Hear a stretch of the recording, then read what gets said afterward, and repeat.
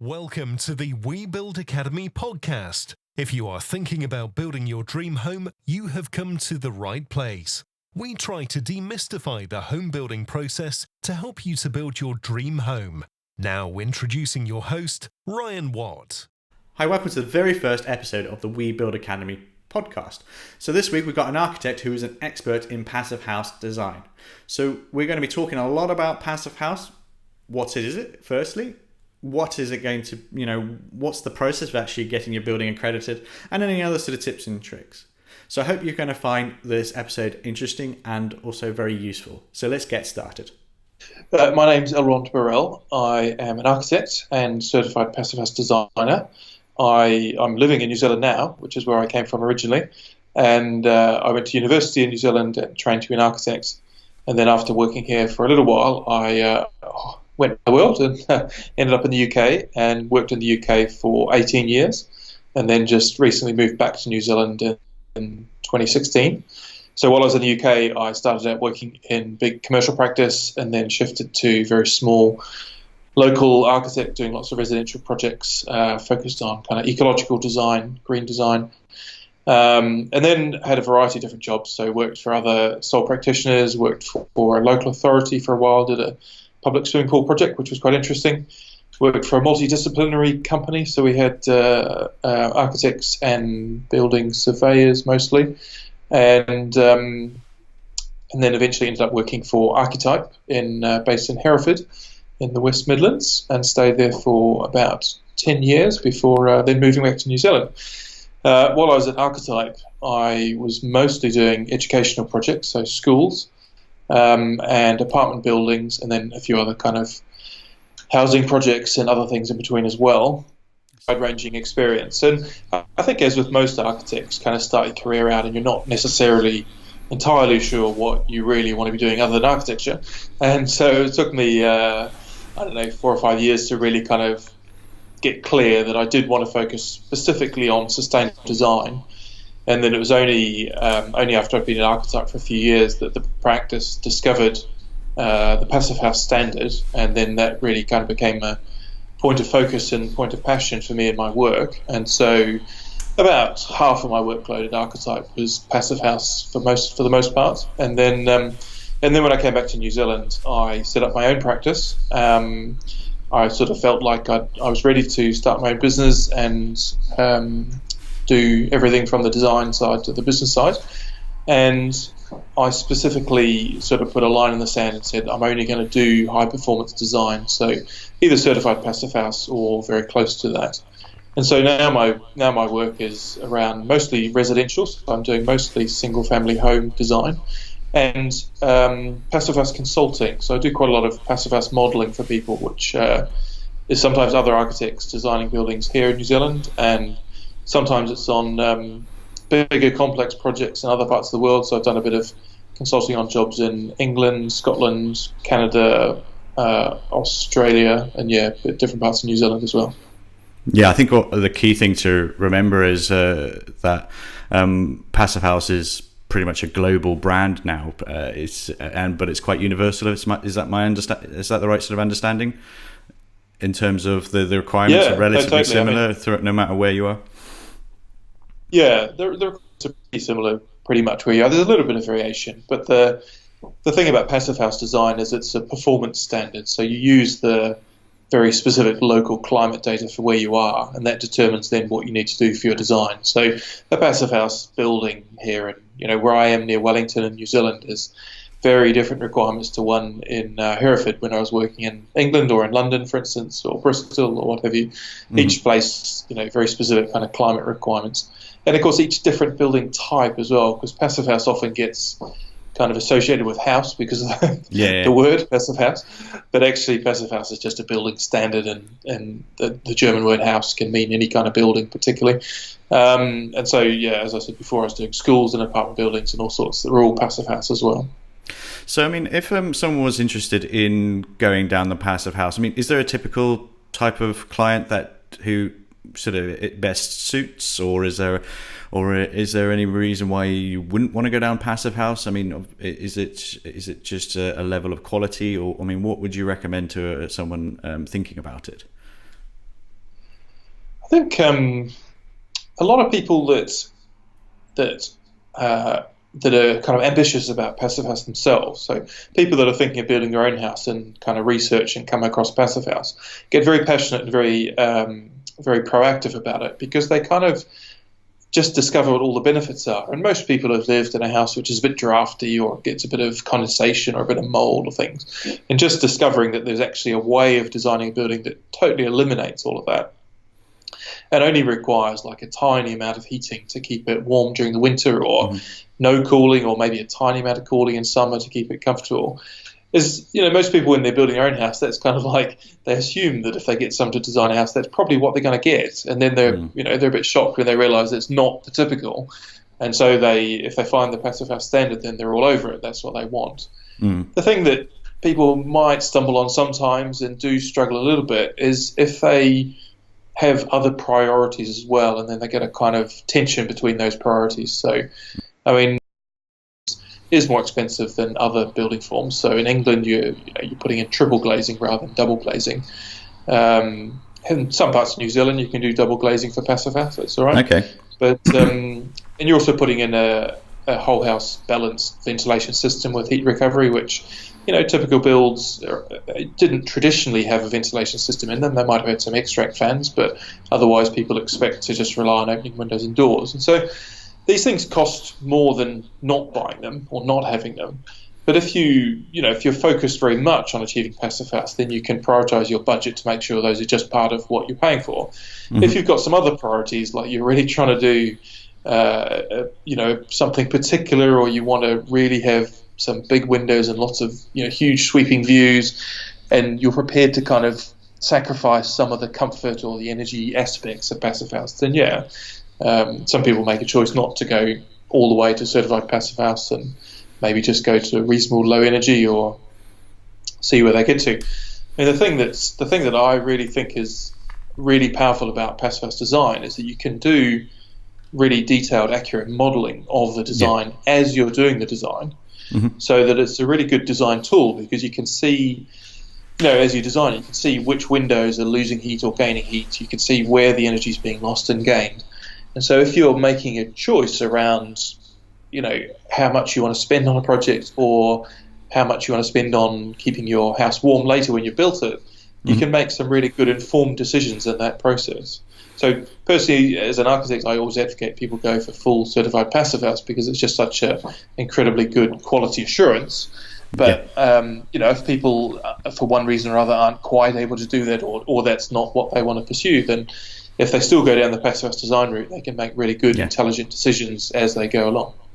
It would be quite interesting to know a little bit about the sort of just a very high level sort of steps of how do you actually physically get an accredited Passive House. I mean, obviously, it's my understanding you get a design by someone like yourself, who is an accredited Passive House designer, and then you get onto site, and then they get tested, and then you get a certificate at the end. Could you just elaborate a little bit more about how you start and then to finish, really, and what sort of major steps the clients need to just take in consideration at this sort of stage? Yeah, so that it pretty much is as you said, and there's just a little bit more detail to some of those steps. So the first step is that you find an architect that is also qualified as a Passive House designer, so that ideally you have the one person that's able to do the design and integrate the Passive House as part of that design process. If you can't, or it's not convenient, or you find an architect that's not qualified and you consultant to work alongside your architect, which could be another designer or another architect that's qualified as a Passive House designer, or it could be building services engineer, or it could just be somebody who specialises just in low energy design, kind of sustainability consultant type person. The closer they can work together, the better it is, because it really the kind of core intention is to have a really closely integrated design process, so that it's not adding something onto the process. It just is the way the building is designed, so it works inherently to that level. So you do that, you do the design process. That person should be modelling the design in the Passive House planning package, so it's the PHPP software, as early as there's something to work with on the design. Really. So it's good to iterate and work your way through on that. At the stage when there's a fairly firm kind of design that you're working with, but before you get to doing kind of consent drawings, they should have built up quite a detailed model in the Passive House planning package. And at that point, you want to get the building, Passivhaus building certifier involved also.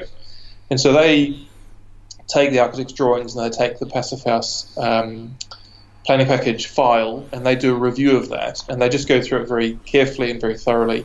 And just an external, kind of independent review to make sure that there's not anything being missed or any kind of assumptions, or just, it's very easy for something to be in there that having a third pair of eyes looking over it can pick up that somebody who's really close to the project might not.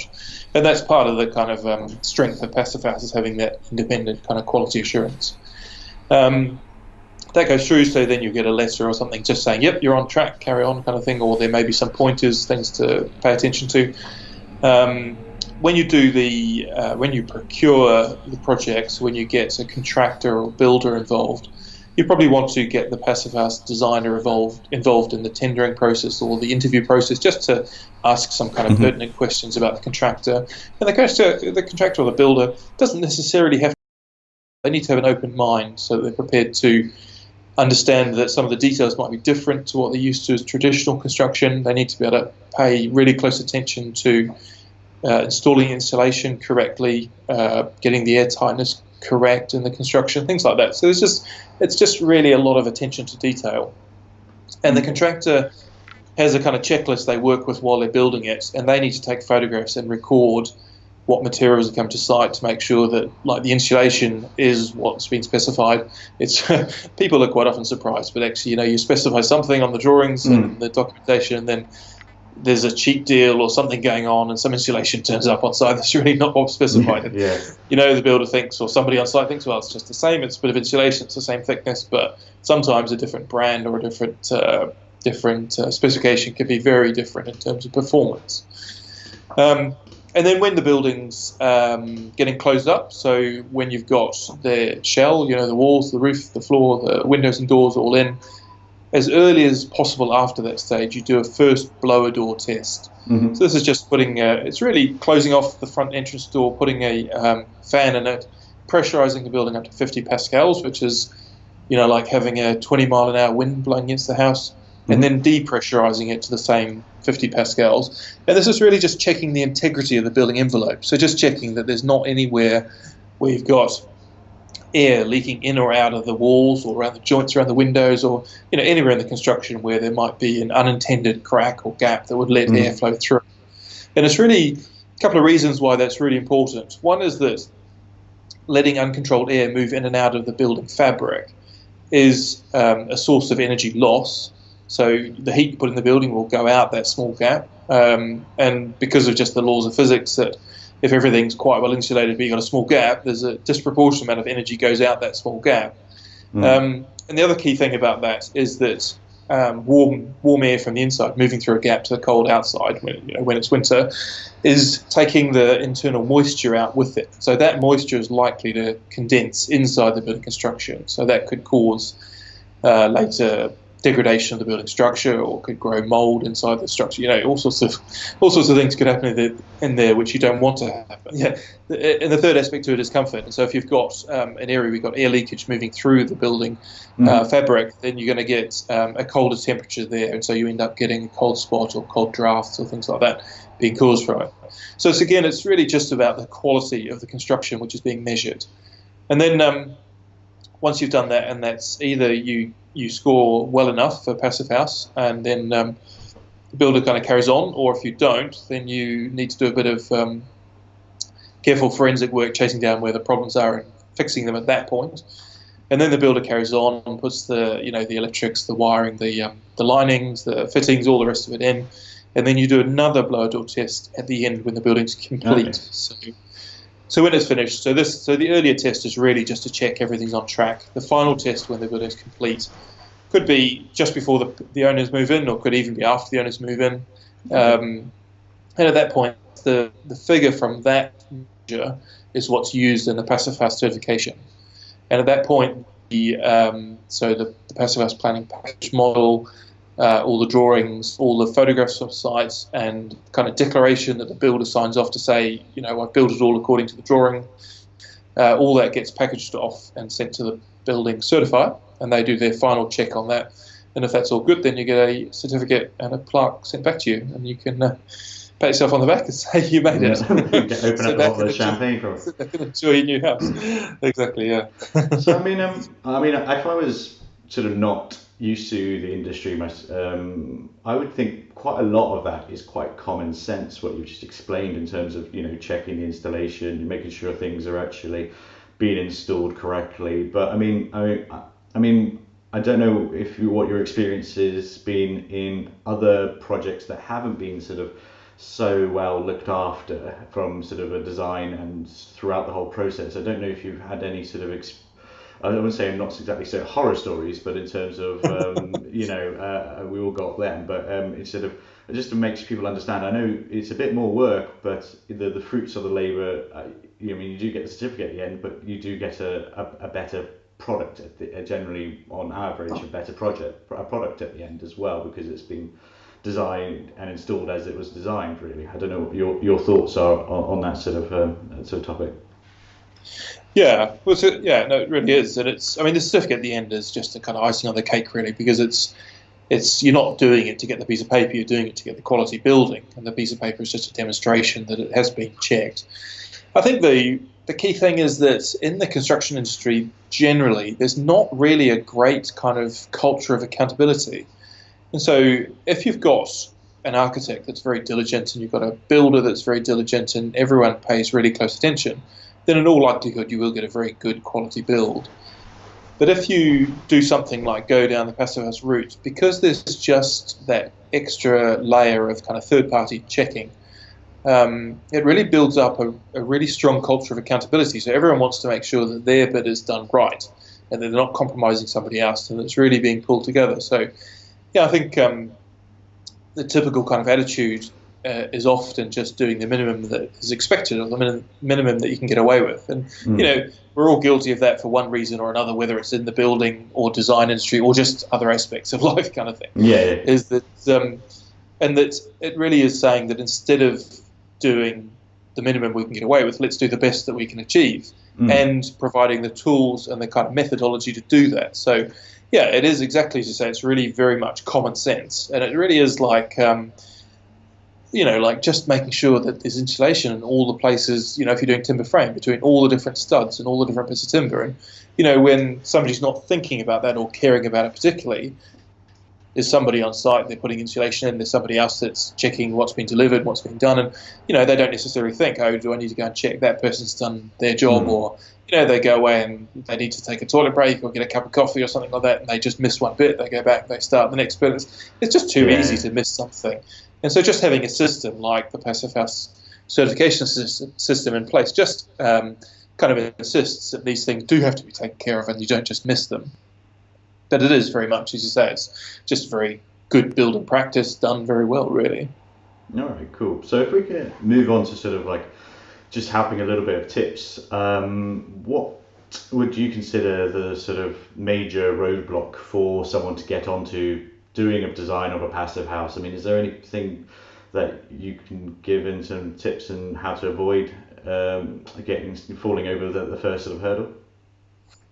I think the thing which I come across most often, which is a bit of a pain for everybody involved, is somebody either discovering Passivhaus quite late on in the design process, and great they found it. Unfortunate it's so late on.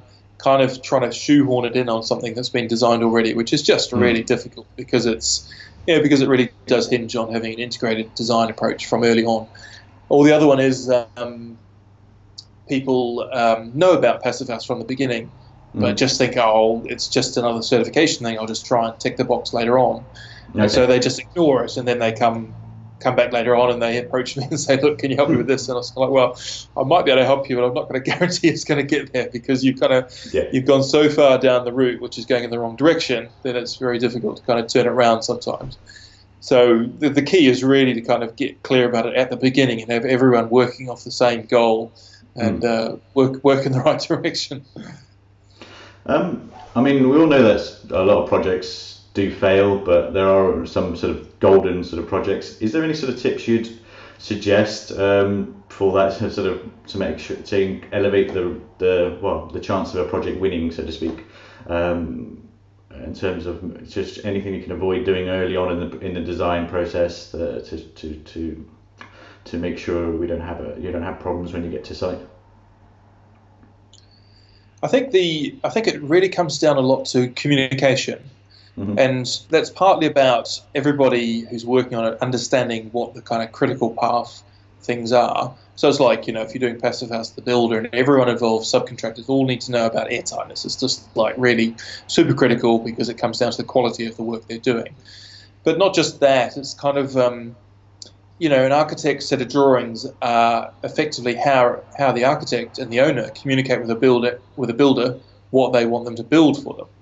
And so it's really, really super important that those drawings communicate really clearly and really thoroughly every aspect of what's going to be built.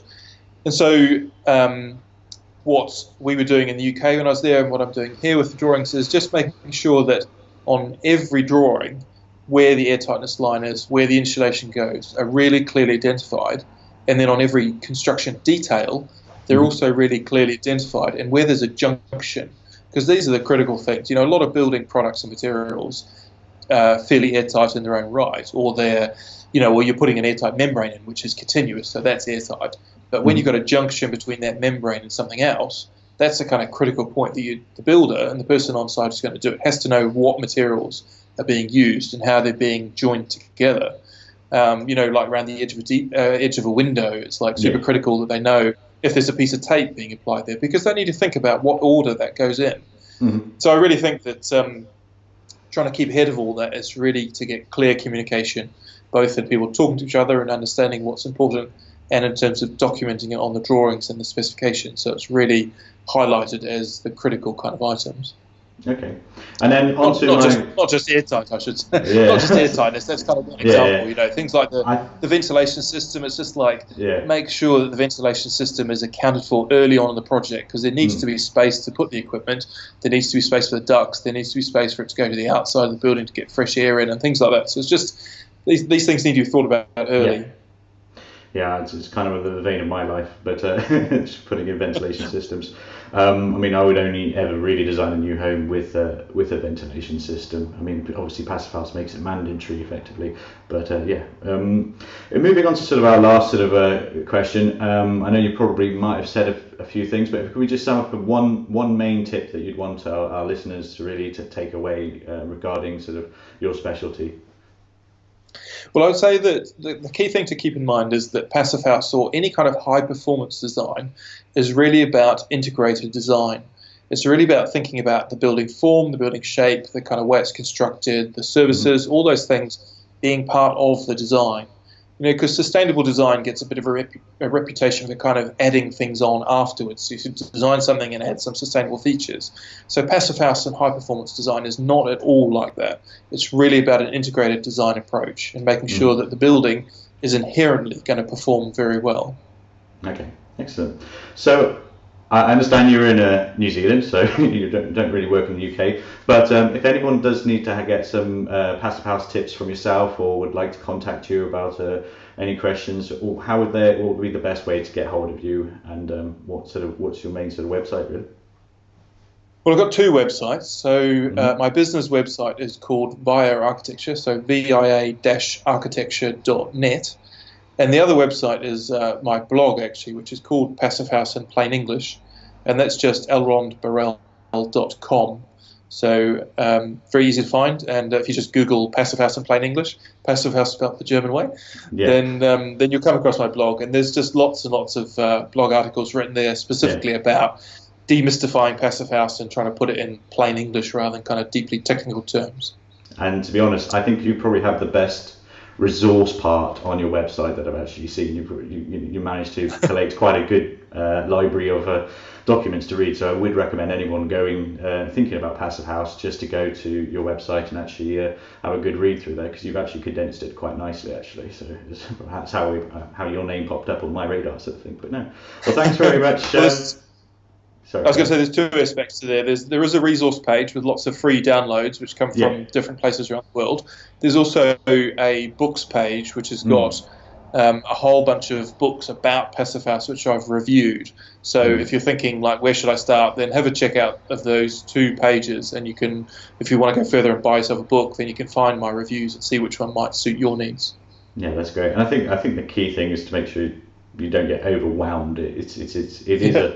Effectively, Passivhaus is a very good design standard to work to, but also it makes it, in my mind, it makes it a little bit easier because there is a set method to actually to follow, and it is not a big mountain to climb, but you do need to take, as you said, take consideration of the full design early on, and that just makes it good.